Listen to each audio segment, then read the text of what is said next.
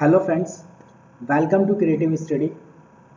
आज के टॉपिक में हम सीखेंगे कि अगर हमें एक्सेल के अंदर कोई न्यू रो, न्यू सेल या न्यू कॉलम इंसर्ट करना हो या फिर डिलीट करना हो तो उसे हम कैसे करेंगे।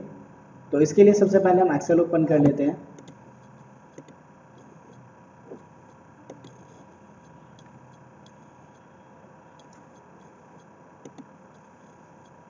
ये हमने एक मार्कशीट बना रखी है। अब इसके अंदर मैं चाहता हूँ कि मुझे किसी लोकेशन पर लाइक 59 पर मुझे एक न्यू सेल इंसर्ट कराना है। तो हम कैसे कराएंगे, इसके लिए हमें इंसर्ट में आना है और इंसर्ट सेल पे क्लिक करेंगे। इसके बाद अब यहाँ पर दो ऑप्शन हमारे सामने हैं, शिफ्ट सेल राइट और shift cell down. Shift cell right से क्या होगा कि जो करंट सेल है वो राइट साइड में शिफ्ट हो जाएगा और उसकी जगह पर न्यू सेल इंसर्ट हो जाएगा।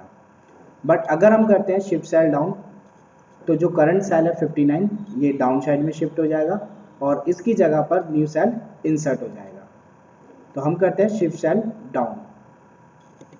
जैसा कि आप देख सकते हैं यहाँ पे न्यू सेल आ गया और जो करंट सेल था 59 वो डाउन साइड में शिफ्ट हो गया।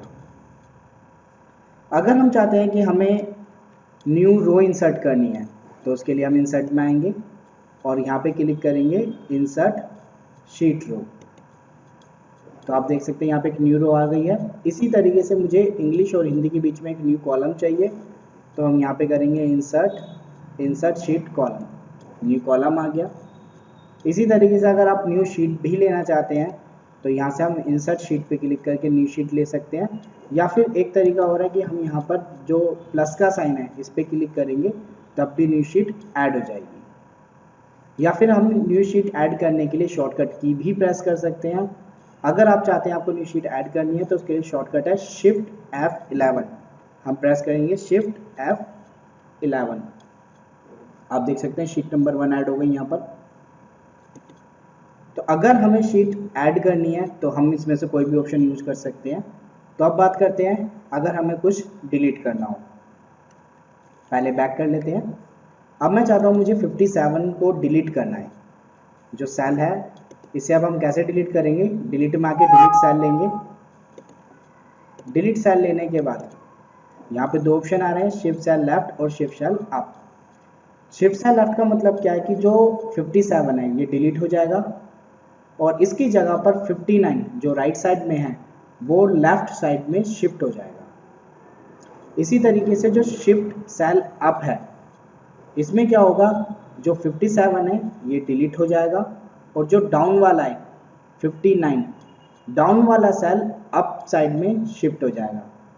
तो अगर हम करते हैं शिफ्ट सेल अप तो इससे क्या होगा, 57 डिलीट हो जाएगा और इसकी जगह पर क्या शिफ्ट हो जाएगा, 59।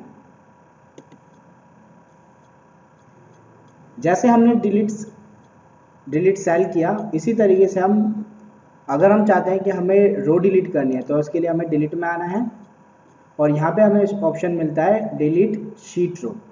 तो जिस रो पे हम काम कर रहे हैं, हम रो नंबर 10 पे काम कर रहे हैं तो ये रो डिलीट हो जाएगी।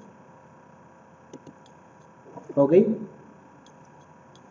इसी तरीके से अगर हम कॉलम डिलीट करना चाहते हैं तो जो कॉलम है इंग्लिश वाला ये मुझे कॉलम डिलीट करना है, तो हम करेंगे डिलीट कॉलम। आप देख सकते हैं इंग्लिश वाला कॉलम डिलीट हो गया। इसी तरीके से हम शीट भी डिलीट कर सकते हैं, तो उसके लिए हमें डिलीट में आना होगा, यहाँ से लेना होगा डिलीट शीट। अब यहाँ पे एक पॉपअप आया है कि Microsoft Excel will permanently delete this sheet, do you want to continue. यानी अगर आप इस शीट को डिलीट कर देते हैं तो ये शीट आपको वापस नहीं मिलेगी, वो परमानेंटली डिलीट हो जाएगी। तो अगर आप डिलीट करेंगे तो ये शीट डिलीट हो जाएगी।